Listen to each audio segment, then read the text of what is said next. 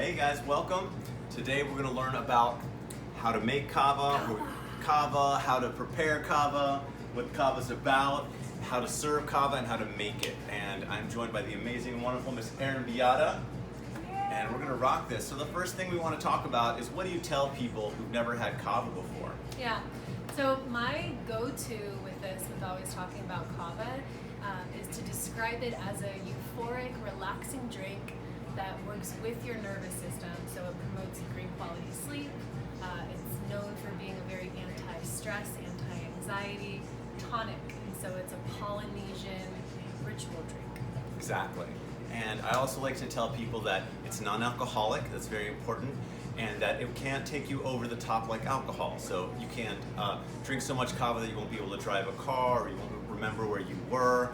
And so that is a big differentiator with kava. It's a root, it's an herb, and it's a big part of, like Erin was saying, of the culture of Polynesia and the Polynesian people. And if people want more information, we keep these two books right on top of where the coffee server percolators are, and right by the phone. So those two books will be there, and people can always look up and ask more questions in the books about kava. Yeah. So let's get into serving it, shall we? Yes. All right, so when we serve kava, what we're gonna have is right here is this little bucket. And this little bucket, as you can see, is always gonna be closed, all right? If it's outside for any period of time, we always want to keep it in the refrigerator and be pulling it out when we need it. Keep it closed because when it's sitting here, we don't want anything to drift in there, no particles. And then when we serve the kava, we're going to use a ladle like this one. A nice coconut shell ladle right there. And we're going to always give it a nice stir. We always stir all of our drinks, but especially kava, because it gets a good amount of sediment on the bottom of the bucket. Now when we serve kava, there's two ways that we do it. One is a kava cream, so that's going to be kava and our house-made coconut milk. And two is our kava solo, that's going to be just plain straight up kava. So first let's talk about just a kava with cream. A lot of times when people are like doing this for the first time, I recommend a kava with cream because it's a little tastier, it's a little yummier, it's a little easier to like get used to. So when you serve that, you're going to serve the bottom portion, so just about 1 ounce of coconut milk in there.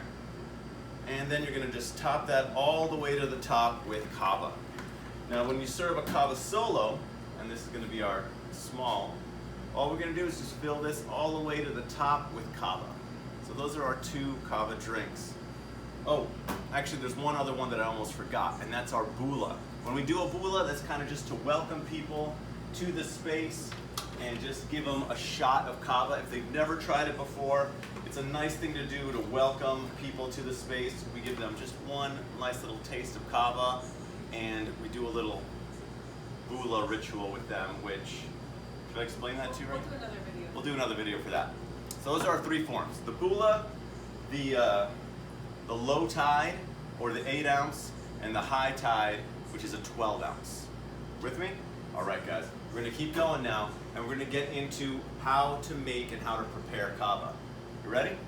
Come on over here. So always what's important is we're going to use our beautiful kava right here, and this kava is coming from Vanuatu, which is the second largest island in the Fiji island chain, and it is just a place that makes amazing kava. We have some of the best kava you'll ever try. It's very smooth, and for people who are known kava drinkers, it's definitely the smoothest kava most people have had. Now what you're going to do is you're going to get a kava bag, and this is not a cheesecloth, this is a kava bag, okay? So it's going to retain your kava in there really well. And what we're going to put in here is 1 cup of kava. So 1 cup of kava goes right in this bag, and you close it up, and then right over here you're going to get 1 gallon of water. And as you can see, it measures to 4 quarts. And after you get your 4 quarts of water, of course, you're going to need Your gloves. Now, gloves obviously are really important here when you're dealing with your kava. We're going to really be squeezing it, we're going to really be pressing it, and all those things make it so that it's just essential to be wearing gloves and be completely sanitary when we're handling it. So, if you wash your hands really, really, really, really well, but still, it's better to use the gloves. All right. We are using a little bit of a lukewarm water here. You don't want to use a water that's too hot for your hands to be able to comfortably be in here. But you don't want to use super cold water as well. Just like any tea, that warmth is going to help open this up. Now, what I like to do is I like to set one of our timers that we have for the coffee. And I like to set it for 12 minutes because that way I know how long I'm going to be squeezing the kava. Now, if you want to come up close, I can kind of show you. So the dried kava in the bag, you're going to start working your hands to start incorporating the water into these dried roots. And you can start to see the kava creating that delicious muddiness into the water. So the idea here is that you want to squeeze and work the kava in the bag while holding the top closed, that none of the kava squeezes out of the top. And then every now and then you're going to pull it out and you're just going to continue working it outside of the water to really squeeze that out, and then you're going to bring it back down. So it's a combination of squeezing it in the water and then pulling it up and really squeezing it really well. You want to give it some really nice good pressure while still holding that top bit. So you're going to work this for 12 minutes. Definitely. Definitely 12 minutes.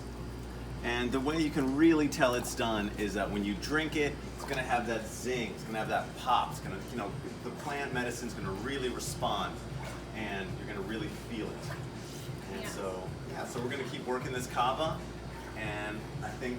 Yeah, and I think that's another great thing to tell people when you are serving it to them, is one thing that they can expect is that they might notice a subtle tingling or numbness on the lips and tongue. And I always like to share that with people ahead of time so they don't think that somehow they're having an allergic reaction. But actually that it's a part of the experience and a part of what people really love. And I feel like when you preface that before serving it to them, people actually get to enjoy the experience because there's a level of anticipation instead of like, oh no, it's happening. There you go. Yeah. So we're very proud to be able to share kava, this tradition from the Polynesian cultures. Here in Alexandria right now, ESP is the only place in the DMV doing it. Let's do it well, let's do it responsibly, and let's enjoy it, y'all. Boola!